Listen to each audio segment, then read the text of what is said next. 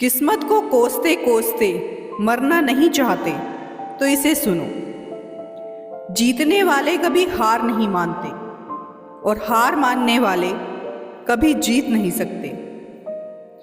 हिरन के दौड़ने की क्षमता करीब 90 किलोमीटर प्रति घंटा है, वहीं बाघ के दौड़ने की रफ्तार करीब 60 किलोमीटर प्रति घंटा की होती है।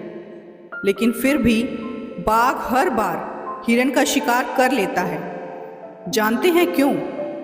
हिरन के मन में डर होता है कि वह बाघ से जीत नहीं पाएगा और इसी डर की वजह से वह बार बार रुककर पीछे मुड़कर देखता है।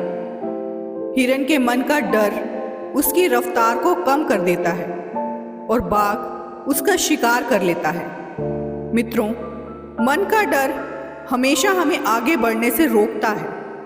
जिस व्यक्ति के मन में हार जाने का डर है वह कभी भी अपनी पूरी क्षमता से काम नहीं कर सकता। उसका मन उसको हमेशा कमज़ोर होने का एहसास कराता रहेगा। आप चाहे किसी भी फील्ड में हो और आप चाहे कोई भी कार्य कर रहे हो, आपको अपने मन को जीतना बहुत ज़रूरी है, क्योंकि जो व्यक्ति मन से हार जाता है वो अपार क्षमता होने के बावजूद कभी सफल नहीं हो सकता। आज सभी लोग अपने भाग्य और परिस्थितियों को कोसते हैं। अब ज़रा सोचिए, अगर एडिसन भी खुद को अनलकी समझकर प्रयास करना छोड़ देता तो दुनिया एक बहुत बड़े आविष्कार से वंचित रह जाती। आइंस्टाइन भी अपने भाग्य और परिस्थितियों को कोस सकता था, लेकिन उसने ऐसा नहीं किया। तो आप क्यों करते हैं? अगर किसी काम में असफल हो भी गए तो क्या हुआ? ये अंत तो नहीं है। फिर से कोशिश करो, क्योंकि कोशिश करने वालों की कभी हार नहीं होती। दोस्तों, असफलता तो सफलता की एक शुरुआत है। इससे घबराना नहीं चाहिए, बल्कि पूरे जोश के साथ फिर से प्रयास करना चाहिए। सालों पहले गुमथा गांव में रहने वाला एक किसान काफ़ी दुखी था। वो अपने जीवन की छोटी छोटी परेशानियों को लेकर उदास रहता था और अपने दुख के बारे में लोगों को बताता फिरता था। उस दिन उसे किसी ने सलाह दी कि तुम गौतम बुद्ध के पास चले जाओ, वे तुम्हारी समस्याओं का कोई ना कोई हल ज़रूर निकाल देंगे। उस व्यक्ति की बात सुनते ही दूसरे दिन वो किसान सीधे महात्मा बुद्ध के पास पहुंच गया। गौतम बुद्ध के पास पहुंचकर उन्हें प्रणाम करते हुए उसने बताया कि मैं एक किसान हूं और मैं खेती करके जीवन यापन करता हूं। मैं यहां अपनी समस्याओं का समाधान लेने के लिए आया हूं। दरअसल कई बार हमारी फसल बहुत अच्छी होती है और कभी बिल्कुल भी नहीं होती। इससे मैं बहुत परेशान हो जाता हूं। इतना कहने के बाद किसान ने आगे कहा कि मेरी एक पत्नी है, वो मुझसे बेहद प्रेम करती है, पर कभी कभी वो मुझे बहुत परेशान करती है। उससे मैं तंग आ गया हूँ और कभी कभी लगता है कि अगर वो मेरे जीवन में नहीं आती तो मैं कितने अच्छे से रहता। इस तरह वह अपनी सारी परेशानियाँ महात्मा बुद्ध को सुनाता रहा और वो उसकी बातें सुनते रहे। जब तक किसान बात कर रहा था तब तक गौतम बुद्ध एक शब्द भी नहीं बोले। वो बस ध्यान से किसान की ही बातें सुन रहे थे। परेशानी बताते हुए किसान बोलता है कि मेरा एक बच्चा भी है, वो है तो काफ़ी अच्छा, पर कई बार मुझे परेशान करता है और मेरा कहना नहीं मानता। उसके ऐसे व्यवहार से मुझे लगता है कि वो मेरा बच्चा नहीं है। ऐसा कहते हुए किसान अपनी सारी परेशानी को बताता गया। इस तरह किसान ने अपने जीवन का सब कुछ जो उसे सताता था और दुखी करता था वो गौतम बुद्ध को बता दिया।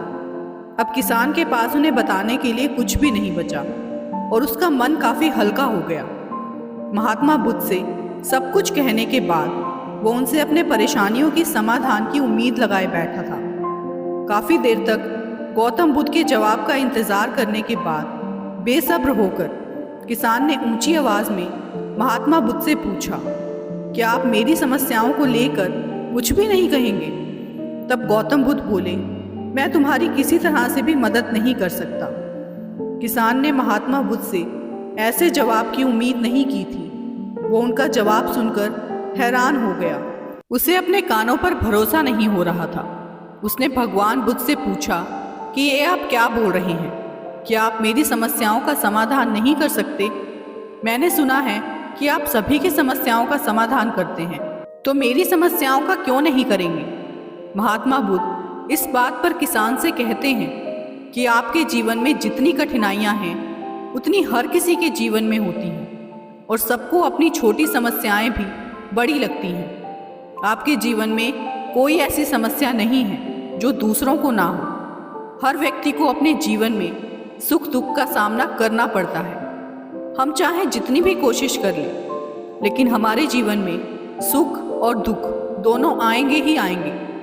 कई बार हमारे अपने हमें बेगाने लगने लगते हैं, तो कई बार बेगाने हमें अपने लगने लगते हैं। सभी का जीवन ऐसी समस्याओं से घिरा हुआ है जिसका कोई समाधान नहीं है। अगर किसी के जीवन से एक समस्या जाती है तो दूसरी समस्या आ जाती है। ऐसे में तुम एक समस्या का आज समाधान कर लोगे तो तुम्हें कल दूसरी समस्या का सामना करना पड़ेगा। यही जीवन का एक अटल सत्य है। बुद्ध की बातें सुनकर किसान को गुस्सा आ जाता है और वो उन्हें बोलता है कि लोग आपको महात्मा कहते हैं।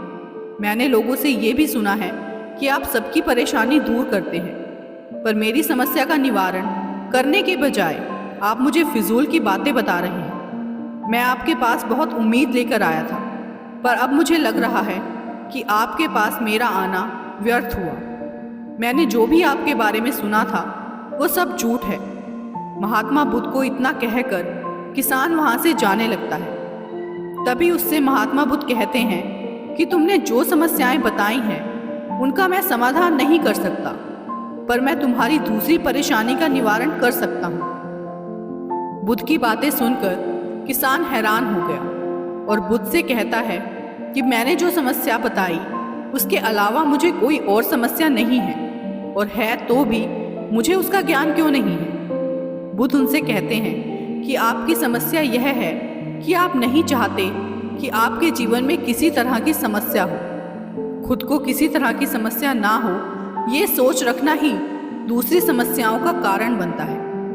आपको ये स्वीकार कर लेना चाहिए कि हर व्यक्ति के जीवन में किसी न किसी तरह की समस्या होती है।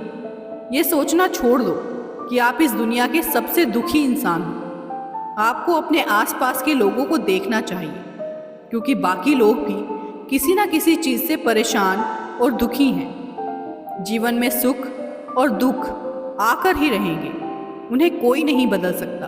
बस तुम्हें दोनों ही स्थिति में खुद पर काबू रखना होगा। इससे दुख का असर तुम पर ज़्यादा नहीं होगा। ऐसे में तुम्हें ये सोचना छोड़ना होगा कि तुम्हारे जीवन में समस्या ना हो, तभी तुम हर समस्या का आसानी से सामना कर पाओगे। बुद्ध की बातें सुनकर किसान उनके पैरों पर गिर गया और उनसे माफ़ी मांगने लगा। वो समझ चुका था कि महात्मा बुद्ध उससे क्या कहना चाह रहे हैं। दोस्तों, इस कहानी से हमें सीख मिलती है कि हमें अपनी छोटी छोटी परेशानियों के लिए किसी से शिकायत नहीं करनी चाहिए, बल्कि उन परेशानियों का खुद से सामना करना चाहिए। जिंदगी एक आईना है, ये तभी मुस्कुराएगी जब हम मुस्कुराएंगे। तनाव से केवल समस्याएं ही जन्म लेती हैं। समाधान खोजने हैं तो मुस्कुराना पड़ेगा ही। अपने आप में मस्त रहो और काम में व्यस्त रहो। जिंदगी में क्या पता कौन कब बदल जाए। नाकामयाब लोग दुनिया के डर से अपने फैसले बदल लेते हैं, और कामयाब लोग अपने फैसले से दुनिया बदल लेते हैं।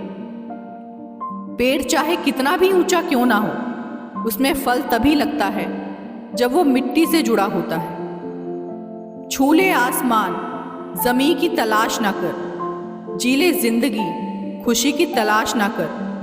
तकदीर बदल जाएगी खुद ही मेरे दोस्त। मुस्कुराना सीख ले, वजह की तलाश ना कर। पुराने समय की एक कहानी है कि महोसर नाम का एक छोटा सा राज्य हुआ करता था। एक दिन गुप्तचरों ने राजा को सूचना दी कि पड़ोसी राज्य हम पर हमला करने वाला है। गुप्तचरों ने बताया कि खबर एकदम पक्की है।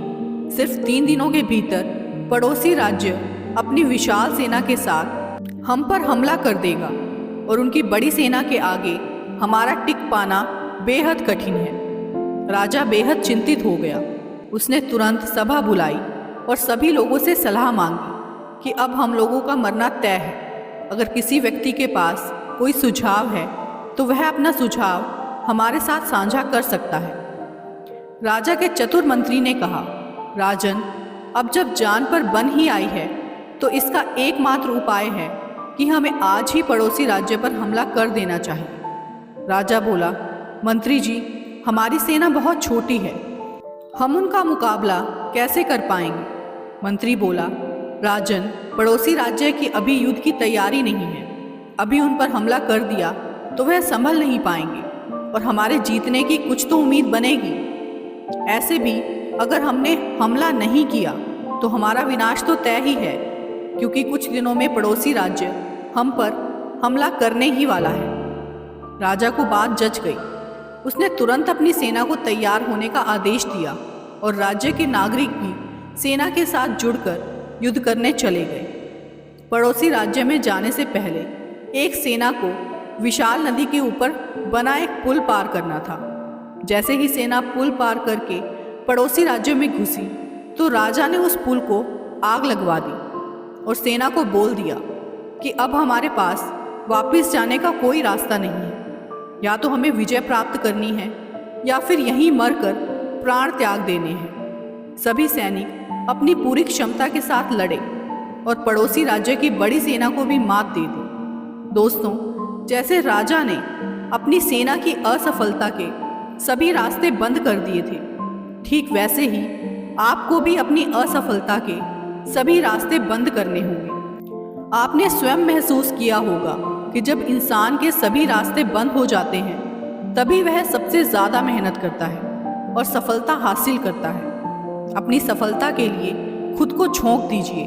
अपनी असफलता के बारे में सोचना ही छोड़ दीजिए, क्योंकि आपके पास असफल होने का कोई ऑप्शन नहीं है। खुद को असफल होने का कोई ऑप्शन ही मत दो। डरो नहीं, कोई भी समस्या आपकी क्षमता से बड़ी नहीं है। जुट जाइए, सफलता आपकी राह देख रही है। एक बार एक व्यक्ति भगवान के दर्शन करने पर्वतों पर गया। जब पर्वत के शिखर पर पहुंचा तो उसे भगवान के दर्शन हुए। वह व्यक्ति बड़ा खुश था। उसने भगवान से कहा, भगवान, लाखों साल आपके लिए कितने के बराबर है? भगवान ने कहा, केवल 1 मिनट के बराबर। फिर व्यक्ति ने कहा, भगवान, लाखों रुपए आपके लिए कितने के बराबर हैं? भगवान ने कहा, केवल 1 रुपये के बराबर। तो व्यक्ति ने कहा, तो भगवान, क्या मुझे 1 रुपया दे सकते हैं? भगवान मुस्कुराकर बोले, 1 मिनट रुको वत्स। दोस्तों, समय से पहले और नसीब से ज़्यादा ना कभी किसी को मिला है और ना ही मिलेगा। हर काम अपने वक्त पर ही होता है। वक्त आने पर ही बीज से पौधा अंकुरित होता है और वक्त के साथ ही पेड़ बड़ा होता है। वक्त आने पर ही पेड़ पर फल लगेगा। तो दोस्तों, जिंदगी में मेहनत करते रहो। जब वक्त आएगा तो आपको फल ज़रूर मिलेगा। दोस्तों, आगे भी इसी तरह के वीडियोस देखने के लिए हमारे चैनल हार्वी मोटिवेशन को सब्सक्राइब ज़रूर करें और साथ ही वीडियो को लाइक और शेयर करना ना भूलें। वीडियो में अंत तक बने रहने के लिए आपका बहुत बहुत धन्यवाद।